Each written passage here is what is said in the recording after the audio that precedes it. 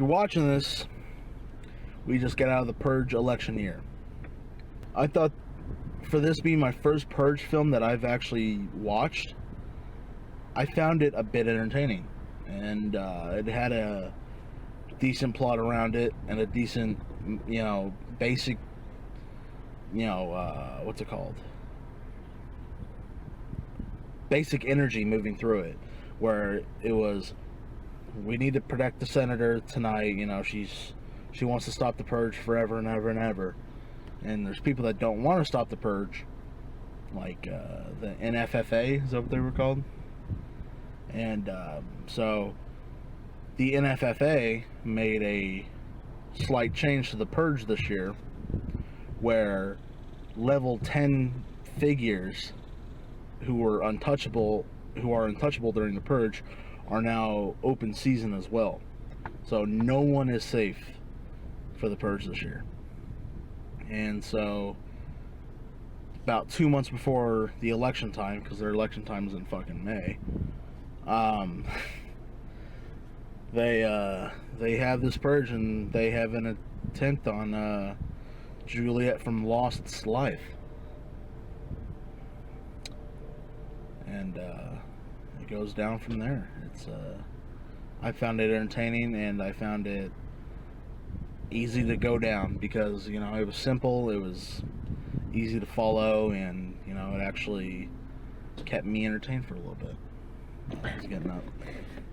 I'm honestly surprised you're not more pissed, because this was the biggest piece of liberal propaganda trash I know. I have ever seen. Oh yeah, it was a liberal propaganda piece of shit, but for what it was, I was still entertained. It was despite all the propaganda and all that bullshit, it was still entertaining.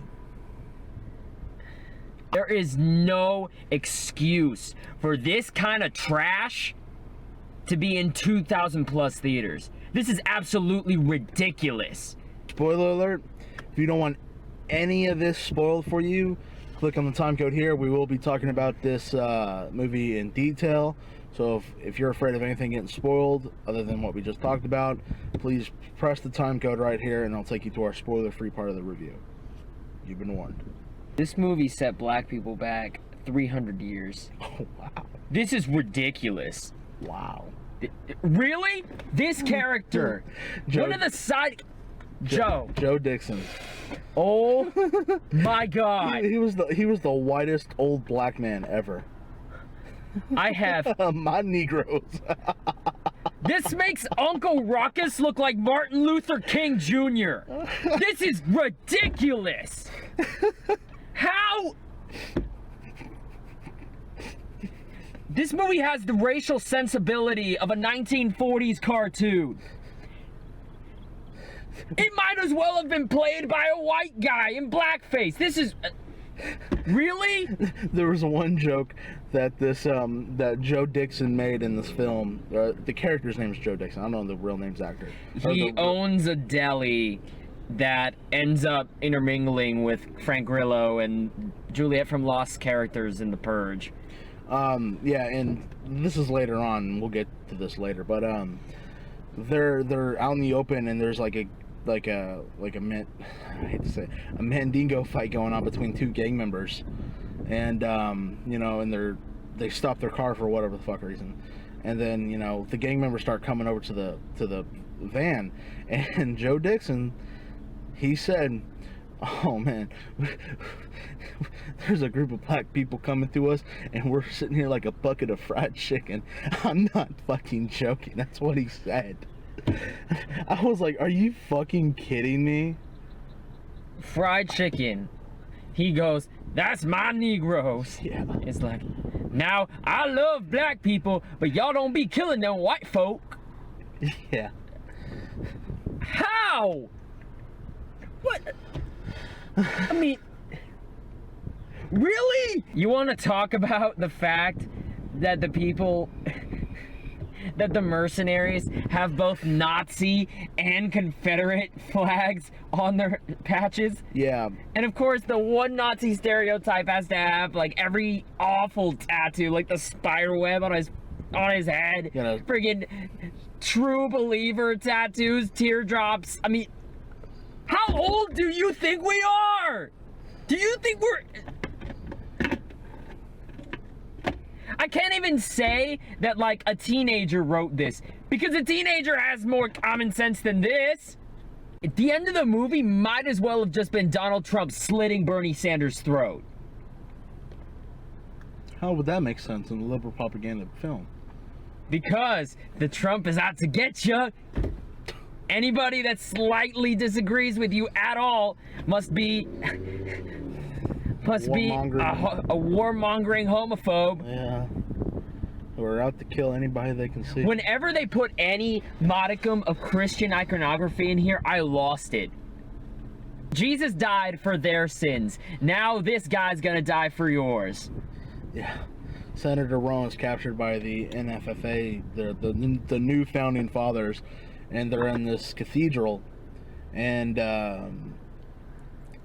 she's about to be sacrificed to cleanse the sins of the founding fathers. Is it funny that through 3 movies we still have no idea about what happened? They never tell you. All they know is that the new founding fathers took over and this stuff happened.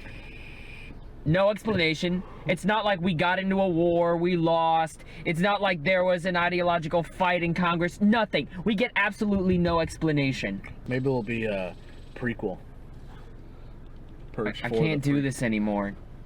The Purge-quel. Going back to setting black people back 300 years. The initial fight that Joe the Deli Man has with these purgers is these girls. I forgot about that. How do you forget about this? It's so fucking stupid. How? How do you forget about these girls in schoolgirl skirts?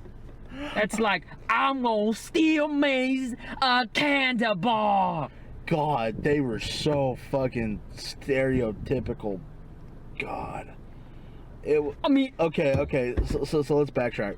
It's the day before the Purge, and Joe's at his shop, and there's these 2 black schoolgirls who are in her shop, or in his shop in the back, stuffing candy bars down their shirts to steal them. Joe catches them on the security cam and he confronts them. And he's like, you know, I'm gonna give you a pass. You know, just put the candy bars back, and I won't have to call the police. And then she's like, what are you gonna do about it, old man? All I need to do is fall down and yell rape, and then your ass is going to jail, or something like that. And the key black girl in the film comes to aid Joe. I don't know her name. Comes to aid Joe, and the younger girl who's stealing shit is like, oh shit, you were the one's baddest bitches of them all. And she's like, mm-hmm, and you know, she's like, I'm surprised in this movie she didn't go, mm-hmm. Would you be surprised? Would you?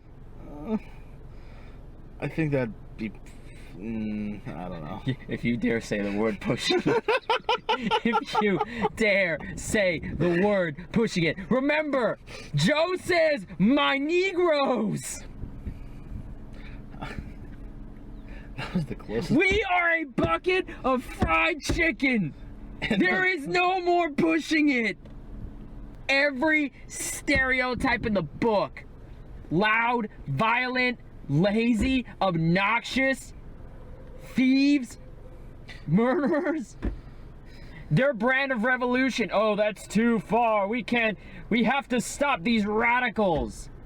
Going back to these schoolgirls, you know, and whenever she gives up the candy bar, she's like, she says, yes, mister. And she says, I'm surprised she didn't say massa. Oh, God. Like, I'm sorry, mister. That's exactly how she said it. And you know, and she just gives him this creepy ass look. And then later in the plot, I'm not saying movie, I'm saying the plot, Joe gets a call from his Purge insurance saying that his, you know, he needs to pay a few more $1,000 in order to have protection in this year's Purge. And he's like, what the fuck, that's bullshit. And so on the night of the purge, he's poached up in the top of his building with a few guns and like I'm guessing a 12-pack of beer, and he's gonna wait it out and protect his shop. By the way, did you get that subtle commentary? Insurance companies are attacking the working man. Yeah. They literally say that line verbatim. About 20 minutes in the film. They might as well say the Republicans are coming with their big business to get you. Once the purge night starts coming, me and Daniel both decided it was a Prius. This Prius that is completely littered in Christmas lights, that's in the trailer, starts slowly coming down the streets, and then you see them slow motionally opening the door, and Miley Cyrus's Party in the USA is playing. And you just see these 4 girls get out of this car all covered in blood and dressed up, like Halloween. I was about to say, it's a Michael Bay movie, so you gotta have ass and titties. Ass and titties. And they're just... And 2 of the girls are the same girls that were in the store earlier who got caught stealing. And so the main girl who was giving all this sass to Joe starts going, "I comes to get my candy bar." I was like, how did our theater not burst out laughing? We did. Me and you did. You and me. Yeah. But no one else. That was so It's ridiculous. like they were immune to this stupid. Leo is Ron's bodyguard. He's smart-ish. She's an idiot. Ish. No. No. A woman that decides not to barricade herself in a safe house, being one of the 2 prominent electoral candidates on the night where they're allowed to kill everybody, that's an idiot. I love how Frank Grillo, his only motive in this movie is to tell other people what to do. It doesn't matter who he's talking to, because, the senator hired him. And so he's her bodyguard, so I get it. But he'll just go up into some resistance force and go, "Hey, you, stop your plans. You follow me now." It's like in Captain Phillips. He's a Somali. I'm the captain now. Well, if you clicked on the time code, welcome. This movie for me, it was entertaining. I had no emotional value to the characters in this film. I did not care if they lived or died. It's a movie, fuck off. But there was just no good emotional investment that the movie was giving us. So, Frank Grimlow's character, I keep saying Grimlow. See a gremlin? Mogwai! The plot, it made sense. It stayed on focus, but just the silly, there was a bunch of silly shit with some of the characters, some of the minor characters, and it's like, why, man? I give the Purge election year a 2.5. It kept me entertained through most of it. I did feel bored through some of it. I wouldn't recommend this to my friends. Maybe some kid I don't know. It's like, oh yeah, go see this. Oh, it's great. There's no part of this I could say is good. There is nothing to recommend here. Unless you are... Unless you are a liberal sociopath, stay far away. This is my 0. Damn. I hate this. We're okay now. The movie can't hurt us anymore. I feel bad for those people. Halfway through our credits, because we usually sit through the credits just for the fuck of it. And here I sat through the credits because I physically could not get up. There were 2 groups of people that came in with full popcorn, full beverages and everything, and sat down in the middle of the theater while our credits were rolling for our film. And it was like 6:55, and I was just like, what the fuck are these people doing? I looked at the next showtime. The next showtime starts right now. We've been talking about this for almost an hour. They've been sitting in there for almost an hour. Honestly, the first 5 minutes of this were just stupid. I could take stupid. But as it kept going on, man, it was like getting a tooth pulled and then constantly poking the spot where they pulled it out. A 0 from him, a 2.5 from me. That's an HK verdict of just us two, which isn't really much. 1.25. 1.25 for the Purge election year. That's pretty low. If you like this video, please leave a like on the video below. Please comment and tell us what you thought on this film. Tell us if we were exactly right in what we said, or tell us we were fucking full of shit. Discuss with Daniel or I about this film if you genuinely liked it or not, because Daniel wants to talk to you. He really does. Do I? Yeah, you do. Oh no.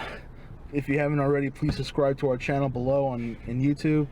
Like us on Facebook and follow us on Twitter. Our links are down below. With that being said, I think we'll try to tackle Swiss Army Man sometime either this weekend or next week or whenever it's playing at this theater. And besides that, I got nothing else. Daniel? I'm free. I'm free at last. To go eat that big bucket of fried chicken in the sky. The Purge will set you free. He needs the Purge bad. Please help.